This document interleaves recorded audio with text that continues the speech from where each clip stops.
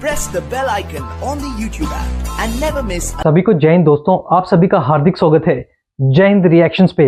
आशा करता हूं कि आप सभी लोग बहुत अच्छे होंगे। तो आज के लेटेस्ट और एक इंटरेस्टिंग वीडियो में आप देखेंगे पाकिस्तान के मशहूर पत्रकार शोएब चौधरी को। उनकी स्पेशल गेस्ट होंगी भारत की बेटी और कश्मीर से युवा पत्रकार फाइका जावेद, जो कि अपने दमदार और बेबाक अंदाज के लिए जानी जाती हैं। और ये दोनों चर्चा करेंगे हमारे प्यारे देश भारत के बारे में और खासकर हम सबके प्रिय भव्य राम मंदिर के बारे में। तो ये वीडियो काफी इंटरेस्टिंग होगी, इसे अंत तक देखें और चैनल पे नए हैं तो चैनल को सब्सक्राइब कर दें ताकि हम आपके लिए लेटेस्ट और इंटरेस्टिंग वीडियोस लाते रहें। तो चलिए पहले ये वीडियो देखते हैं और अंत में इसके बारे में बात करेंगे।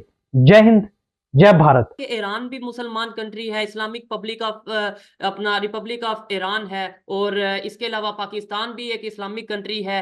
क्या समझती हैं कि दोनों इस्लामिक कंट्रीज आपस में लड़ रहे हैं? ऐसे में इंडियन मुस्लिम या कश्मीर के मुस्लिम क्या जो अपनी सोच क्या रखते हैं? क्या हिंदू मुस्लिम वहां पे जो आपस में मजहब को एक दूसरे से एक्सेप्टेंस है वो बढ़ती नजर आ रही है इंडिया में?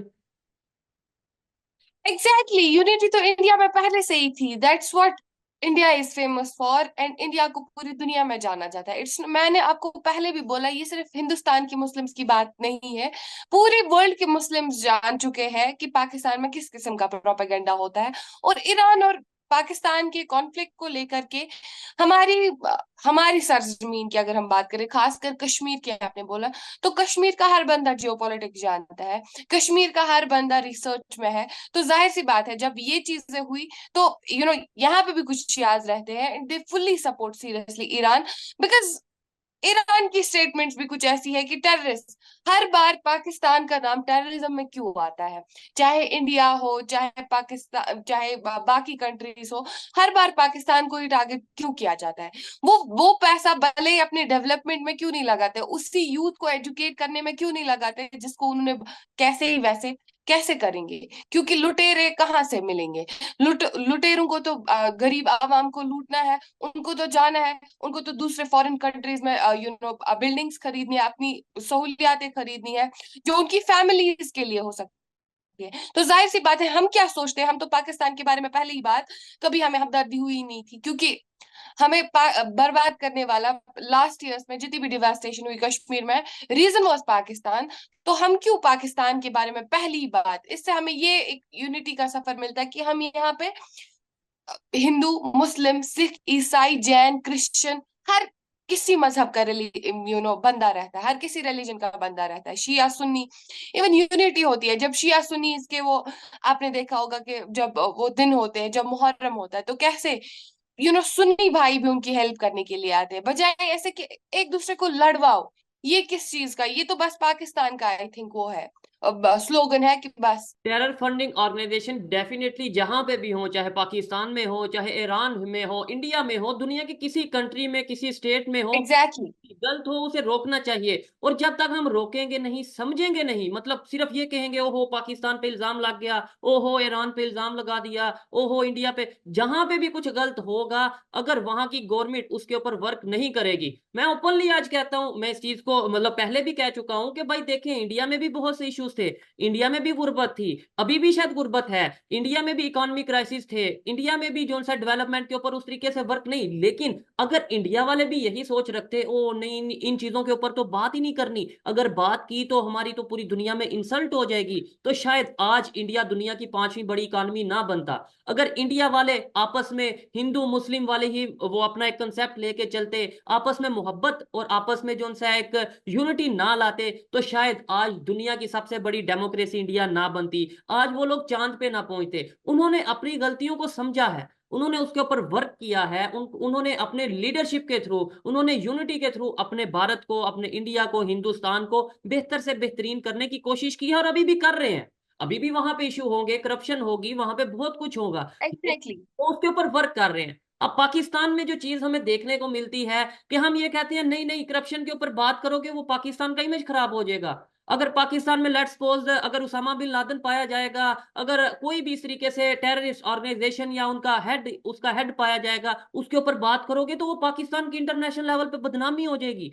अगर हम ये बात करेंगे कि पाकिस्तान में एजुकेशन के ऊपर वर्क नहीं किया जा रहा, तो वो पूरी दुनिया में बदनामी हो जाएगी। नहीं भाई, बदनामी तब होगी जब हम इन चीजों को छुपाएंगे।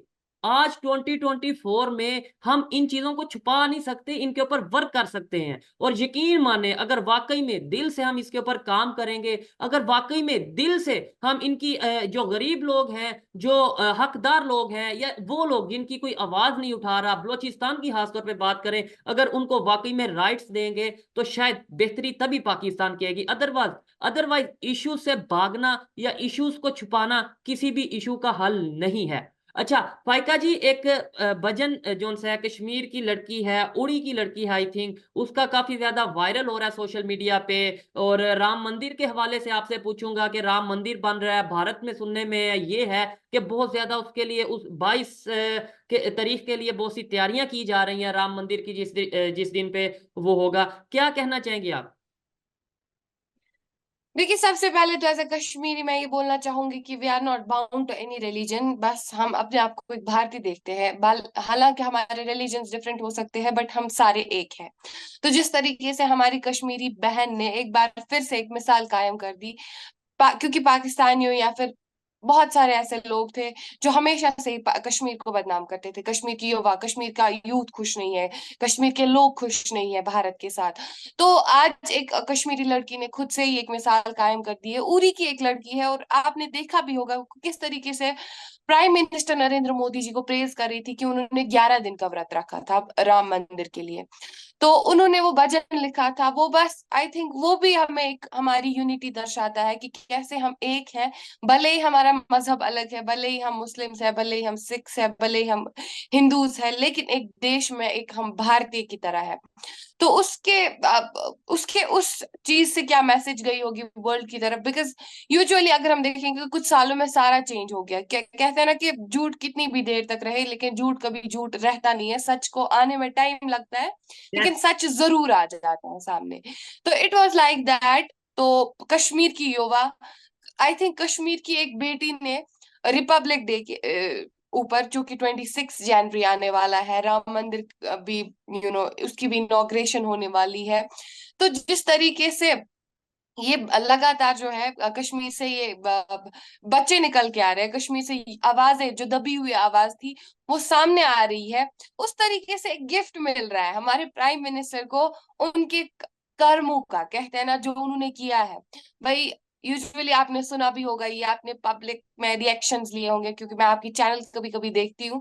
तो वहां पे लोग यूजुअली हो जाते हैं, नहीं हमें कश्मीर चाहिए, कश्मीर के लोग खुश नहीं है, वो वाले प्रोपेगेंडिस्ट है जो ये सब करते हैं। तो अभी ये छोटी बच्ची, 18 साल की बच्ची, क्या ये भी एक प्रोपेगेंडिस्ट है? क्या ये भी प्रोपेगेंडा करती है? क्या इन्होंने भी भजन लिख के प्रोपेगेंडा किया था? मेरा उन लोगों से ये सवाल है। The thing is that we are really happy at our place, but कहते हैं ना कि अब कश्मीर का क्योंकि कश्मीर किसी लिए चाहिए उनको, नॉट फॉर पीपल, क्योंकि उन्होंने यहाँ पे डिवास्टेशन बहुत ज्यादा 70 साल से की थी। बहुत ज्यादा माऊ ने अपने बच्चे। जी। इधर मैं ये पूछना चाहूंगा, ये जो सोच बदली है कश्मीर की यूथ की, आपकी जो सोच बदली है, आज आप कह रही हैं कि भाई हिंदू मुस्लिम सिख क्रिश्चियन सब एक हैं, और मतलब हर एक अपना अपना मजहब है, लेकिन यह कि हर एक की रिस्पेक्ट की जा रही है कश्मीर में, और एक दूसरे को एक्सेप्ट किया जा रहा है। एजुकेशन, जियो पॉलिटिक्स की आप बात कर रही हैं। मतलब पर्सनली मैं ये पूछना चाहूंगा कि क्या ये शुरू से ऐसी सोच थी, या अभी इन सालों में थोड़ी सोच आपकी चेंज हो रही है? Development, education. नहीं, देखिए, शुरू से तो कोई चेंज नहीं थी। देखिए, जब आप जब आपको वो सीख दी जाती है, फॉर एग्जांपल पाकिस्तान में बोला जाता है नहीं, इस्लाम इस्लाम इस्लाम इस्लाम इस्लाम, तो वहां के बच्चों की भी मेंटालिटी वैसे ही बन जाती है। हिंदुस्तान के बारे में गलत बोलना, वहां के युवा की उसी तरीके से मेंटालिटी। लेकिन जब आपको एक प्रॉपर शिक्षा, प्रॉपर एजुकेशन सिस्टम दिया जाता है, उस एजुकेशन सिस्टम के थ्रू आपको ये बताया जाता है कि आप खुद के चीजें कैसे, आप रिसर्च कैसे कर सकते हो, आप खुद से रिसर्च। हमें यहाँ पे ज्ञान नहीं दिया जाता है महफिलों में बैठ के पुराने तरीके से। हमारे पास इंटरनेट है, हमारे पास 5G इंटरनेट है, जहाँ पे हम रिसर्च करते हैं, जो भी किसी टॉपिक पे गूगल खोल लिया, यूट्यूब खोल लिया, कोई भी सोशल मीडिया प्लेटफॉर्म खोल लिया, जिस किसी टॉपिक के भी ऊपर बात करनी होगी, ऑल इंफॉर्मेशन इज देयर। हमें क्यों लोगों का सुनना है? हमें क्यों उस चीज पर बिलीव करनी है जो किसी ने बोली?